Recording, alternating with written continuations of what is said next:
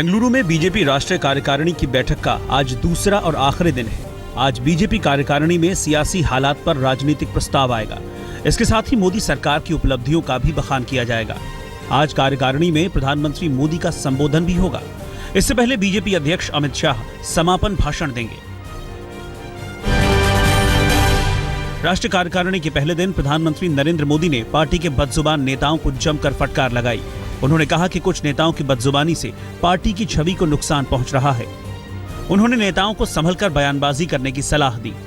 सरकार के मंत्री गिरिराज सिंह के बयान से पार्टी की खूब किरकिरी हुई। गिरिराज सिंह ने कांग्रेस अध्यक्ष सोनिया गांधी को लेकर नस्लभेदी टिप्पणी की थी। हालांकि पार्टी की फटकार के बाद उन्होंने अपने बयान के लिए माफी मांग ली, लेकिन कांग्रेस अब भी उनके इस्तीफे पर अड़ी है। राष्ट्रीय कार्यकारिणी में अमित शाह ने बीजेपी के 20 वर्षीय कार्यक्रम पर हुंकार भरी। उन्होंने कहा कि 10-20 साल तक हमारी पार्टी सरकार चलाएगी।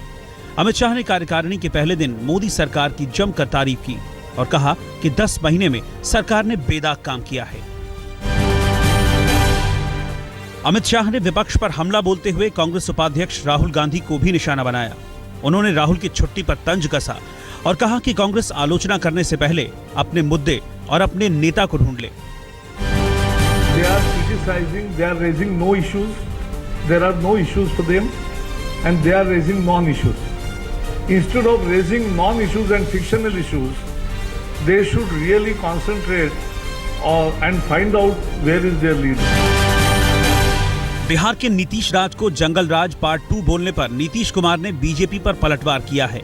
बिहार के मुख्यमंत्री ने कहा कि बीजेपी चाहे जो कर ले, बिहार में उनकी दाल नहीं गलने वाली।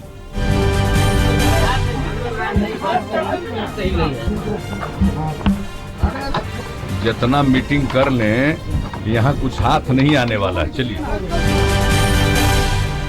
भूमि अधिग्रहण कानून पर केजरीवाल की टीम भी मोदी सरकार के खिलाफ मोर्चा खोलने जा रही है। भूमि अधिग्रहण कानून को किसान विरोधी बताते हुए आम आदमी पार्टी के बड़े नेता 22 अप्रैल को जंतर मंतर से संसद तक मार्च करेंगे।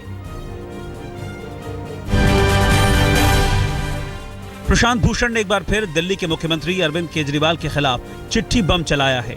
केजरीवाल को लिखी खुली चिट्ठी में भूषण ने कहा कि लोकसभा के बाद केजरीवाल का व्यक्तित्व और चरित्र बदल गया।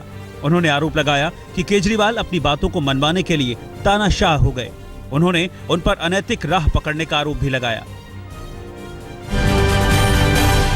चंदा जुटाने के मामले में कांग्रेस अब आम आदमी पार्टी की राह पर चलेगी। कांग्रेस ने इसका ऐलान करते हुए कहा कि राहुल गांधी की सोच है कि हम आम हिंदुस्तानी के मुद्दों को तवज्जो दें, इसलिए उनसे चंदा लेंगे ताकि सरकार में रहें या न रहें, उद्योगपतियों के सामने मजबूर न होना पड़े। हमारा ये कंसेप्ट है और राहुल जी का सोच है कि जब हम आम जनता के से पैसे लेंगे तो हम इंडस्ट्रियल हाउसेस के से मजबूर नहीं रहेंगे। तो हमारा इश्यूज जनता का इश्यूज होगा, इंडस्ट्रियल हाउसेस का इश्यूज नहीं है। और ये व्यापक हम लोग कोशिश करेंगे, गांव-गांव देश के चारों कोने से हम चंदा इकट्ठा करेंगे और जनता के इश्यूज एड्रेस करेंगे।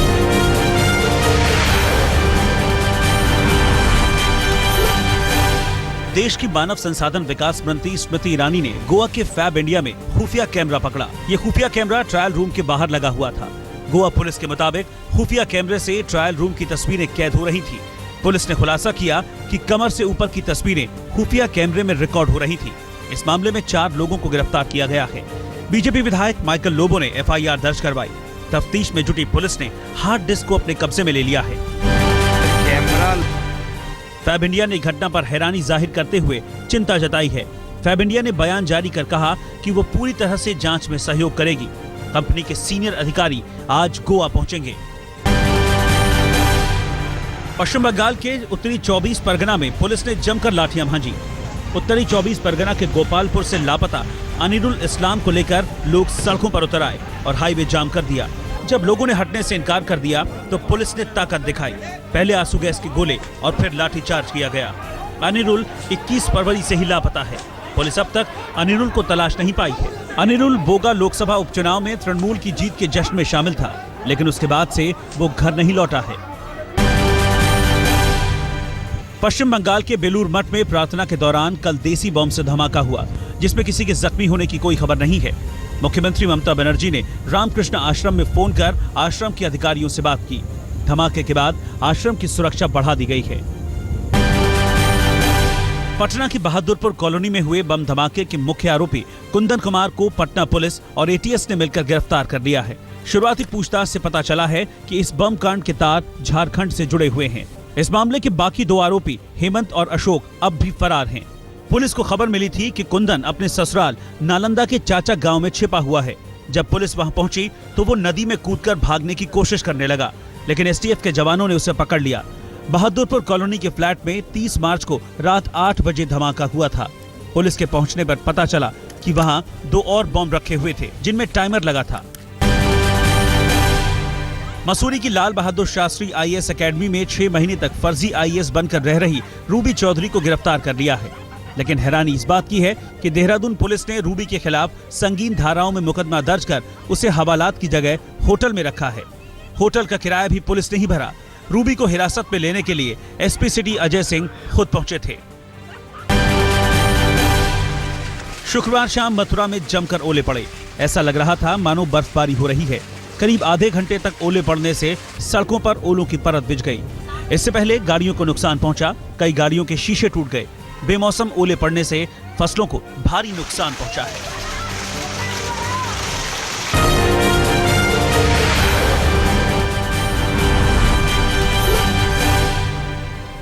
टीम इंडिया के स्टार क्रिकेटर सुरेश रैना अपनी बचपन की दोस्त प्रियंका चौधरी के साथ 7 फेरों के बंधन में बंध गए।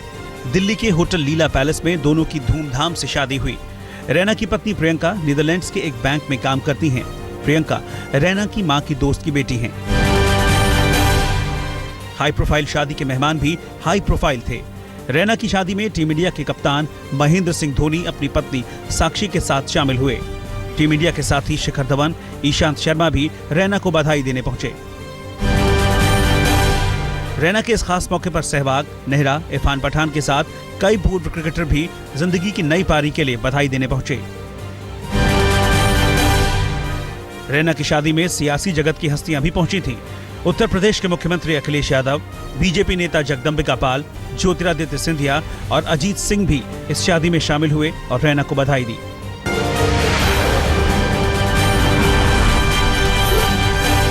दिल्ली के पूर्व विधायक भरत सिंह काला की हत्या के मामले में फरार चल रहे गैंगस्टर उदयवीर काला को प्रमुख आरोपी बनाया गया है। इस केस की जांच स्पेशल सेल, क्राइम ब्रांच और दिल्ली पुलिस की 12 टीमें कर रही हैं। सूत्रों के मुताबिक उदयवीर काला का मोबाइल रविवार दोपहर से ही स्विच ऑफ है। रविवार रात 8 बजे भरत सिंह काला की गोली मारकर हत्या कर दी गई थी। दिल्ली में एक बुजुर्ग महिला को बंधक बनाकर लूट का मामला सामने आया है।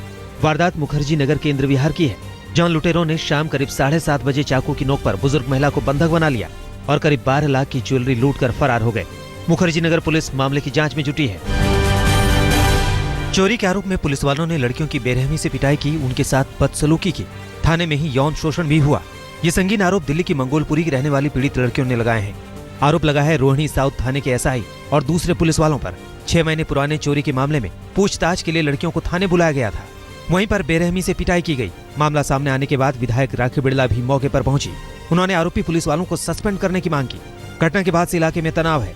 गंभीर रूप से जख्मी दोनों लड़कियों का फिलहाल अंबेडकर अस्पताल में इलाज चल रहा है। दिल्ली से सटे नोएडा के सेक्टर 56 में 4 साल की बच्ची से रेप की वारदात हुई। पुलिस के मुताबिक बच्ची से ये हैवानियत एक स्कूल के अंदर हुई। घर वालों की शिकायत पर अज्ञात लोगों के खिलाफ एफआईआर दर्ज कर पुलिस ने जांच शुरू कर दी है। स्कूल के कर्मचारियों और शिक्षकों से भी पूछताछ की जा रही है। हालांकि अभी तक कोई गिरफ्तारी नहीं हुई है। महाराष्ट्र के अकोला में 49 छात्राओं से शारीरिक शोषण के मामले में सरकारी स्कूल के 2 आरोपी शिक्षकों को निलंबित कर दिया गया है। राज्य के पालक मंत्री रंजीत पाटिल ने दोनों आरोपी शिक्षकों के निलंबन का आदेश दे दिया है। ये मामला 31 मार्च को उस वक्त सामने आया जब पीड़ित लड़कियों ने महाराष्ट्र राज्य महिला आयोग के सदस्य से इसकी शिकायत की। 1 अप्रैल को मामले में केस दर्ज हुआ। आरोप है कि आरोपी शिक्षक प्रैक्टिकल की परीक्षा में नंबर नहीं देने की धमकी देकर शोषण कर रहे थे।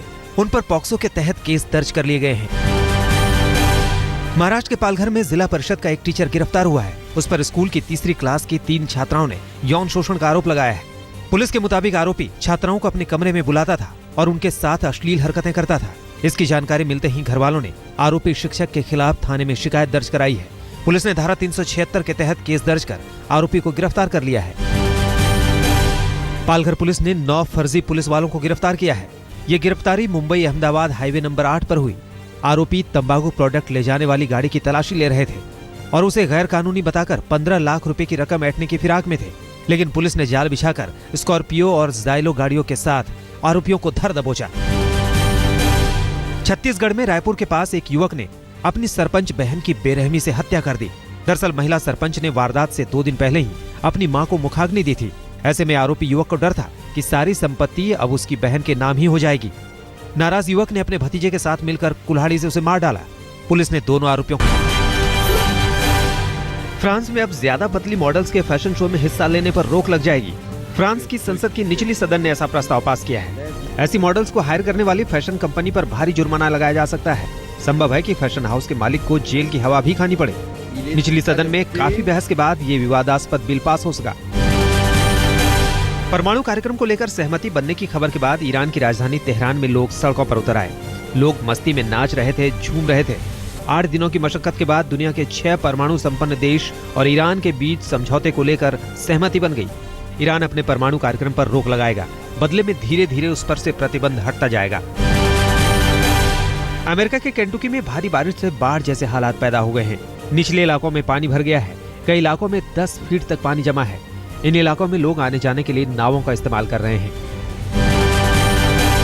अमेरिका में केंटुकी की जनरल इलेक्ट्रिक कंपनी की बिल्डिंग में सुबह आग लग गई। देखते ही देखते आग की लपटें ऊपर की ओर दिखने लगी। खैरियत ये रही कि इस आग में किसी के झुलसने की खबर नहीं है।